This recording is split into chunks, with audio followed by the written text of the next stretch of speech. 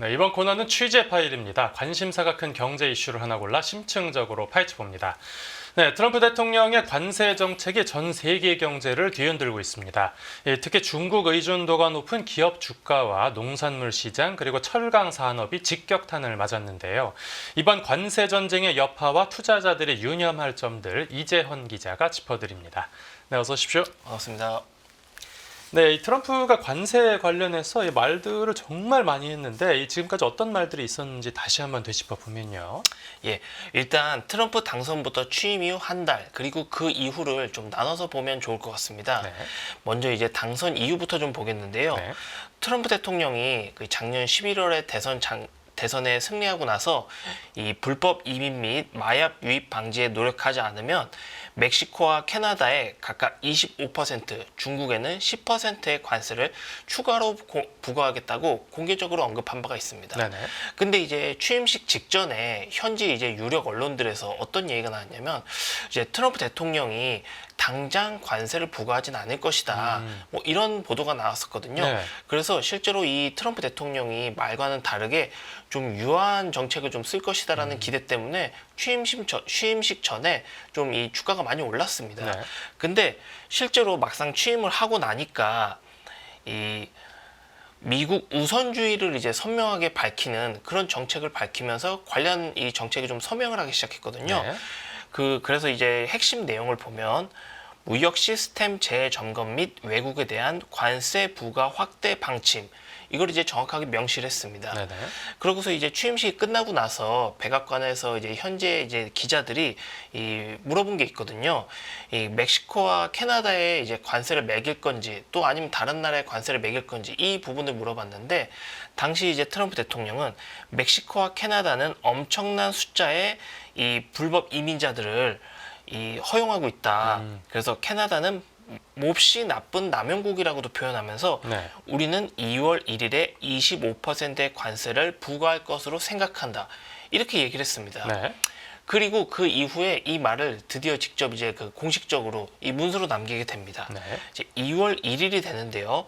이 캐나다와 멕시코에 25%의 관세를 부과하는 행정명령에 서명을 했습니다. 그리고 이 행정명령은 4일부터, 그러니까 2월 4일부터 발효될 것이다. 이제 이렇게 얘기를 했거든요. 네. 그 이후에 그리고 이 행정명령을 서명하면서 중국에 대해서는 펜타닐 제한 조치의 협조를 거부했다면서 10%의 관세를 매기겠다고 얘기를 했습니다. 네. 근데 이 4일에 발효하겠다고 한 관세를 하루 앞두고 3일에 이제 트럼프 대통령과 이 멕시코 대통령 그리고 또 트럼프 대통령과 캐나다 총리가 서로 전화 통화를 하게 됩니다. 네. 그래서 하루 앞두고 두 국가에 매기기로 한 관세를 한 달 유예하기로, 그러니까 한 달 동안 다시 매기지 않기로 그렇게 합의를 하거든요. 예. 근데 또 반면에 중국에 대해서 이 예고했던 10%의 관세는 4일이 되자마자 시행을 했습니다. 네. 이때 이제 조금 이 글로벌 시장 참가자들이 이 앞으로 닥칠 이 트럼프발 관세 전쟁에 대한 이 심각성을 깨닫지 못했던 것이 이제 문제라고 할 수가 있겠습니다. 네, 그러니까 그 전까지만 해도 설마 이러겠어라고 생각을 했는데 막상 닥치고 보니까 이 트럼프 대통령이 이렇게 관세 전쟁을 촉발하고 이제 예상치 못한 일이 발생을 한 거죠. 예, 그렇습니다. 이 조금 더 그 이후에 나오는 관세 정책들이 이제 성격이 달라지는데 그 부분을 좀 이제 유념해서 봐야 될 것 같습니다. 네. 이제 트럼프 대통령이 이 현지 시간으로 이제 그 2월 10일에 어떤 그 포고령에 서명을 했냐면 미국으로 수입되는 모든 철광 및 알루미늄 제품에 25%의 관세를 부과한다고 그렇게 밝혔습니다. 네. 여기에 이제 우리나라가 들어가게 됐거든요. 이제 우리나라는 사실 트럼프 행정부 이제 1기 집권 때 원래 이 당시에 이제 철강 및 알루미늄 관세에 대해서 25%의 이 관세가 사실 이제 시작이 됐습니다. 근데 우리나라는 당시 이제 여기에서 쿼터라고 해서 일정 부분 이하까지는 관세를 매기지 않는 걸로 그렇게 협정을 맺었거든요. 네. 이 우리나라를 포함해서 당시 아르헨티나, 호주, 브라질, 멕시코, 뭐 유럽 연합, 그다음에 일본, 영국 이런 국가들이 이제 25%의 관세를 면제받았습니다. 네. 이제 이거를 본인 스스로 이제 2기 행정부가 들어서면서 이제 이걸 없애겠다는 거거든요. 네. 근데 아까 말씀드렸다시피 여기에 지금 들어간 국가가 우리나라 외에 상당히 많지 않습니까? 네. 그전에는 캐나다와 멕시코, 그다음에 중국을 특정 타깃으로 했기 때문에 이 국가와만 협상을 하면 되는데 네. 이제 이렇게 수입품에 대해서 하면은 여러 국가와 너무 동시다발적으로 협상을 해야 되기 때문에 이게 과연 협상 대상이 될 수 있는가, 원만한 협상이 될 수 있는지에 대한 그 의구심이 나타나게 된 겁니다. 네. 이 25%의 관세를 이 미국 현지 시간으로 3월 12일부터 시행하겠다고 했거든요. 네. 그리고 또 그 이후에 어떤 얘기를 했냐면 이 상호 관세를 꺼내 들었습니다. 말 그대로 저쪽 나라가 미국에 관세를 많이 매기면 우리도 똑같이 매기겠다. 또 우리의 무역 상대국이 관세를 좀 적게 매기면 우리도 똑같이 하겠다. 그 뜻이거든요. 네. 이거는 이제 4월 1일까지 검토를 마무리하겠다. 이것도 역시 한 두어 달 정도 유예를 지금 부과 시점을 좀 미뤄둔 것이고요. 네. 이 또 하나 이 자동차와 반도체, 의약품에 대해서 최소 25% 이상의 관세를 매기겠다라고 역시 또 이 2월 중하순 정도에 얘기를 하게 됩니다. 네. 이건 역시 이 품목에다가 관세를 매겼기 때문에 이 미국으로 수출하는 모든 국가에 대해서 이제 해당이 되는 거거든요. 네. 그전에는 이 특정 국가에 한정된 것이 이제 품목으로 넘어오게 되면서 이제 시장 참가자들은 이걸 과연 협상을 할 수 있을까? 그리고 반발이 그 이후로 더욱더 심해졌습니다. EU랑 중국은 이제 그 보복 관세를 매기겠다. 이런 얘기를 했었고요. 네. 이 시점이 바로 트럼프 대통령이 취임한 지 한 달 정도 되는 시점입니다. 이 취임하고서 한 달 뒤를 보자고 했는데 그럼 지금은 어떤 게 달라졌습니까? 예, 이 막상 이 한 달 정도 취임을 지나고 나서 트럼프 관세가 이제 진짜로 현실화되는구나라는 그 위기감이 커지면서 네. 이 나스닥 지수를 보시면 그 변화를 가장 크게 실감하실 수가 있습니다. 네. 이 2월 하순부터 이 기술주 중심의 매도세가 강하게 나타나면서 나스닥 지수가 저렇게 곤두박질 치게 됩니다. 쭉 미끄럼틀을 타듯이 내려오고 있네요. 예, 맞습니다.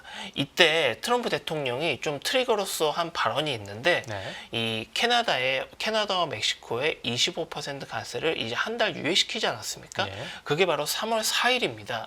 근데 2월 27일에 이 관세를 예정대로 집행하겠다. 그리고 당시 중국에는 2월 4일부터 관세를 10% 매겼는데 3월 4일부터는 10%를 더 매겨서 관세율을 20% 올리겠다.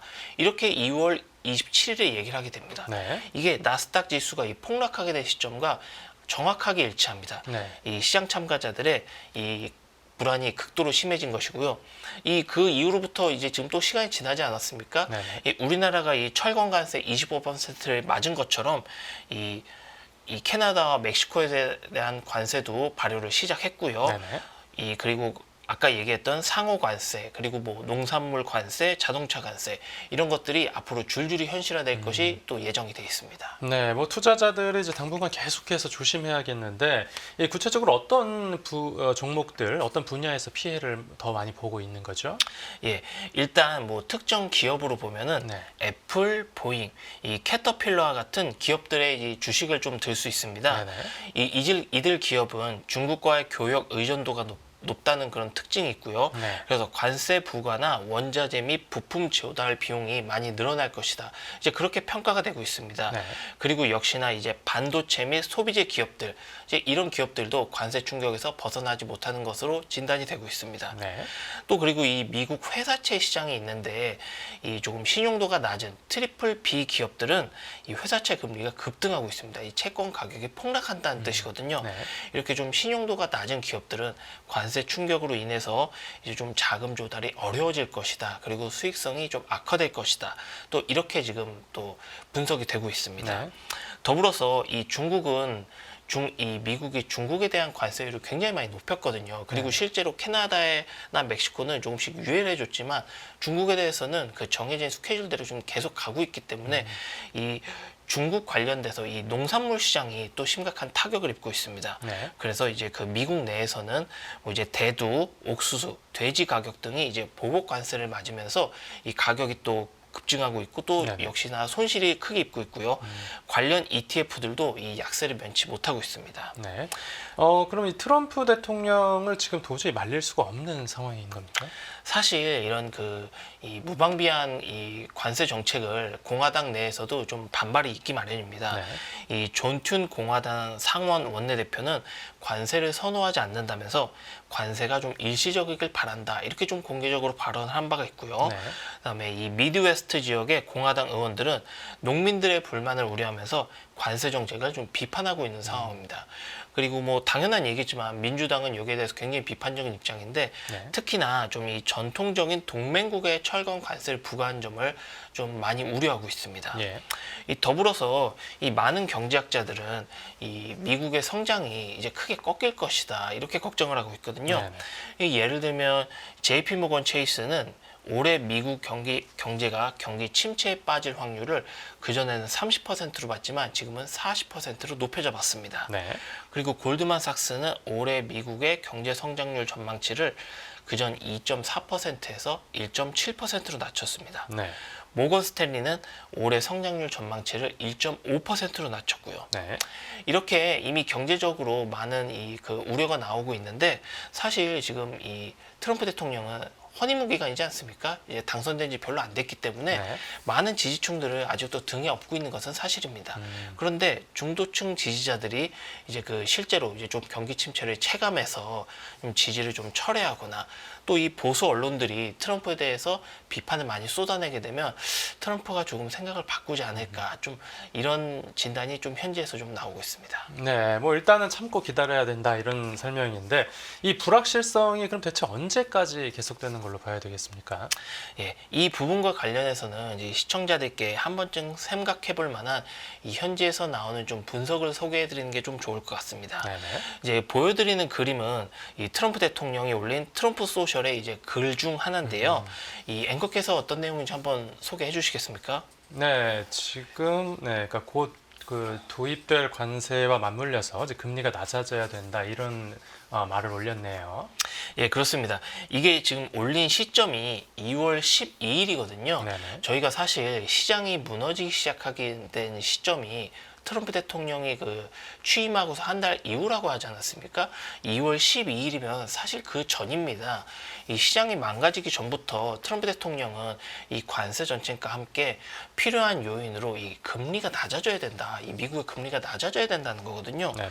이 트럼프 대통령이 3월 4일에 의회에서 이 취임하고서 첫 연설을 했습니다. 이제 두 번째 당선되고 나서 첫 연설을 했는데 그때 국채금리 하락을 본인의 이제 성과로 내세웠습니다. 네. 뭐라고 했냐면 최근 금리가 아름답게 떨어졌다. 크고 아름답게 떨어졌다. 그리고 때가 됐다. 이렇게 얘기했거든요. 국채금리요? 예, 네. 이 때가 됐다는 건 본인이 하고 싶은 그런 개혁 정책들을 수행을 하려면 이 금리 하락이 좀 동반돼야 된다. 이제 이런 뜻입니다. 네. 그리고 이제 미국의 재무장관은 또 뭐라고 했냐면 트럼프 대통령은 10년 만기 국채금리에 집중을 하고 있고 이를 낮추기 위해 무엇을 할 수 있는지 고민을 하고 있다. 이렇게 전했습니다. 네. 사실 이 안전자산 선호 현상이 좀 강해질수록 국채금리가 떨어질 수밖에 없거든요. 이 사실 이제 트럼프 대통령이 취임하기 전에 관세 정책을 내놓을 것이다라고 얘기가 나올 때 이 현지에서 가장 걱정했던 것이 인플레이션입니다. 네네. 이 인플레이션이 높아지면 이 연준이 금리를 내릴 수 없게 되는데 네. 경기 침체론이 불거지면 이 인플레이션이 반등하기 전에 이 연준이 먼저 금리를 내려야 된다는 주장이 강해지거든요. 이걸 과연 트럼프 대통령이 정말 구상했는지에 대해서는 아직 정확히 나오지 않겠지만 실제로 이러한 우려로 연준이 먼저 금리를 내리게 되면 트럼프 대통령이 바라던 금리 하락이 자동적으로 이루어지는 것이기 때문에 네네. 이 트럼프 대통령이 뜻대로 1차적으로 되게 되는 것입니다. 그리고 트럼프 대통령은 정부 지출을 많이 쓰길 바라거든요. 이게 네. 정부가 돈을 많이 풀어서 이 경제를 살리길 원하는데 그러려면 금리가 좀 떨어져야지 트럼프 대통령이 정책을 수월하기가 편해집니다. 네, 알겠습니다. 네, 오늘 취재 파일은 여기서 마무리하겠습니다. 잘 들었습니다. 고맙습니다.